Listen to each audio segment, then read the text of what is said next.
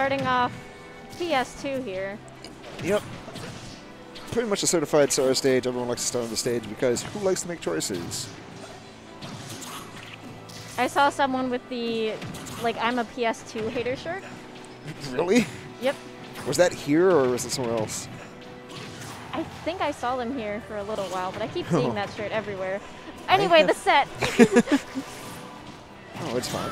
It's a weekly. We've seen this matchup plenty of times. But, yeah, let's talk about it a little bit, right? So, last matchup was Falcon and Greninja.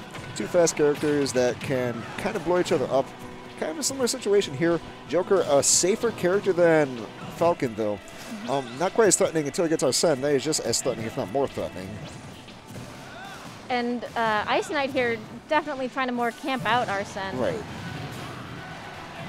But, like, this is the difficulty, right? You can try and camp the entire time, but if you don't last the entire time and still get caught out, you just kind of feel like it was a waste almost, right? Yeah. All right, 78% gets a stock. No Arsene left, but it's a pretty successful stock. Like, the job of Arsene is to take the stock, and, well, that's what was done. IceKnight just being more aggressive here. It pays off for him, too. It's always interesting seeing the sort of counterplay of Arsene versus no Arsene. Right. A lot of times, so the one thing I always watch with Ravenking on Joker is how effective is he at getting edge guards. Because that'll kind of tell how the game is going to go in the set in general. If he's against someone who he can get edge guards against, he typically will win the set just outright. Because it opens up another way to get kills other than just going for Arsene and finding a funny back air. But if you can't get the edge guards, it kind of starts to slip away from him, kind of like what we're seeing right now. Yeah. Like, granted, there haven't been many situations where he can go for that edge guard, but he kind of needs it, unfortunately. And if Ravenking can get Arsene here, then he can very easily just even it out. Oh, right. In a little bit of a way, it is very similar to how Wario Waft operates, in that you want it to take that stock, but if you don't have it for that, then it feels like you're at a disadvantage. Right. Yeah. Actually, okay. IceKnight just missing that. That's one of the things with PS2, you can just get caught underneath. It felt like he was trying to wait out the option at the ledge, like just try and mix up the timing enough. Unfortunately, he mixed up a little bit too far. IceKnight being a bit more aggressive Right. than he was last time with Arsene. Right. Last time he wanted to camp it out, you know, feel it out, try and just, like, time it out. This time, not even messing with it, just try and go for the hits because any damage on the Joker does reduce the timer. For Arsene, that is. Even between these two. But we'll have to see if that funny back air. Oh, it's always there. The one thing I do like that Ravenking goes for quite a bit on Joker is the down air. I think it is an underutilized move, especially for base Joker without Arsene, because it sends that sort of outward angle regardless of where you get hit in the arc. So it's very useful for some edge guard situations at ledge, and just sometimes on stage as well. You can get just a good hit that'll catch people off guard. Definitely. Very close just between these two here. All right, that's stock. Yeah. All right, game one, IceKnight. That went a little longer than I thought it would. Both these characters can go very fast, but... Right. I think we're going to see more of that sort of, like, pace to the gameplay. These two have played each other countless times at this point, and they both kind of prefer a more safer approach to the game, to where they're not just going to rush head first in. They're going to have a game plan before going in, and if that requires them to camp it out, maybe space around with whatever aerial they have that can space, they're going to take that option more often. Yeah, I'm just actually kind of in shock. I didn't know Ravenking had like a mustache and a beard. Like, I don't see people without their masks, and then I do, and a beard? Yeah. Crazy. Like, of course, I have like a massive beard underneath this, but like, you wouldn't know I have my mask It's coming off the on. side right there. Yeah, like yeah. We'll see what stage here.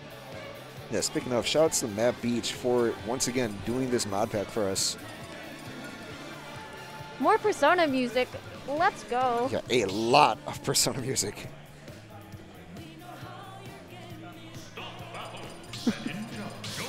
going right back to the same matchup. No surprise there.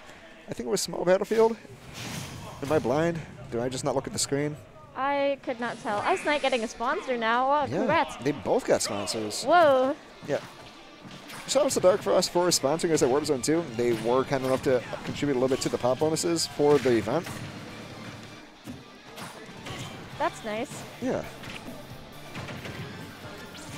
All right. IceKnight with early lead there. Look. Oh, ooh. That was a little bit risky, but I guess it paid off. Oh, hi, Arsene. Getting Arsene within 30 seconds. You know, not exactly when you want it, though, because when they get the kill, he needs a few more hits first. And, yeah, the second that any player sees Arsene, they're going to start playing at least a little bit more careful here.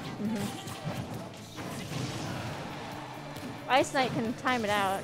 Right. Or just beat it out of Joker, but we'll have to see here. But you're gone. Bye, Arsene. Right, so all things considered, this is a very similar situation to Game 1, but that might be stock. Yeah, that's gone. Okay, even it up. Never mind about that similar situation. We had an even game at 2 stocks apiece. Wonder if this stock will go exactly as the last one. We'll see. I don't see Chicago players often. It's all good. Just nothing else. Just enjoy it for the ride that it is.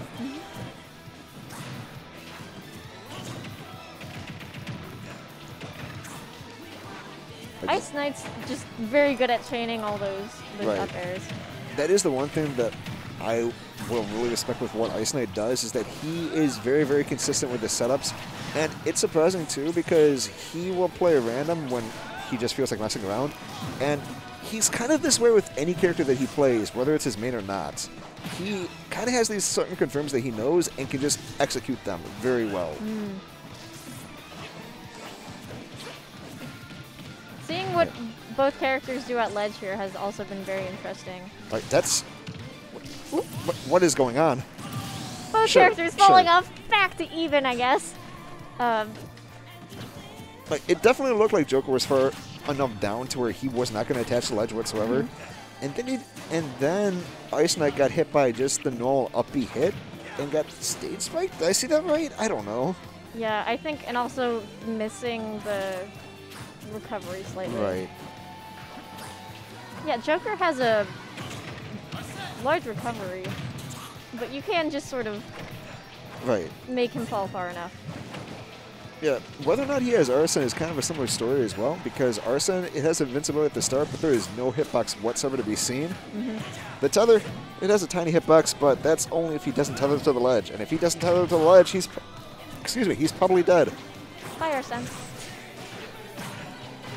Oh, that was clean. Okay. Arsene is gone, and that last stock is gone. Yeah. All right, IceKnight up 2-0. Ravenking kind of deep in thought here. Might be thinking about the Ike. Probably just going to stick to the Joker. I would not be surprised to just see that. He has a beard and a mustache? Like, you wouldn't know that with the mask. Nope. It's just kind of what we got used to as a scene, though. Because that's just the standard for not just in Chicago, but just Smash events in general.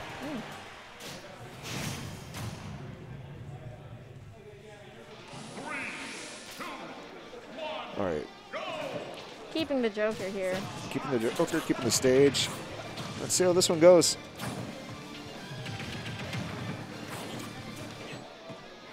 All right, lots of whiffs.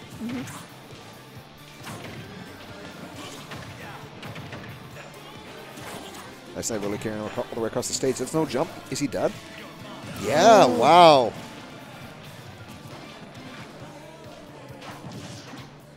IceKnight just being able to, like, push others off of the stage and out of recovery. I always love seeing players do that. That looks so fun. So, I've actually talked with Ravenking a decent amount about this sort of situation in particular, to where IceKnight, he's able to, like, really dissect players just through, like, reviewing his previous sets and just find ways to find that, like, win condition of no matter what you do in this given situation, you will lose. IceKnight is bullying him. And this is what you're saying right here, right? He has no other option but to go for this up B, and just because of the properties of the recovery, he has no option but to take that back air so long as IceKnight places it appropriately.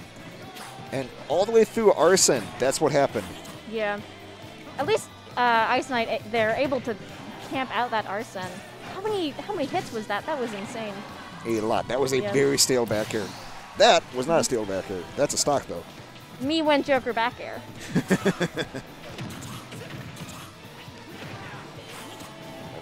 Ravenking trying to collect himself a little bit here, but that might be stock. Yeah. All right.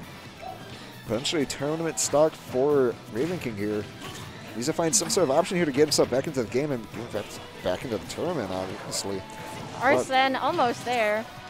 It's definitely going to help once it comes out, but it's always like the difficulty of it, right? If he gets Arsene for this stock, is he going to have for the next stock?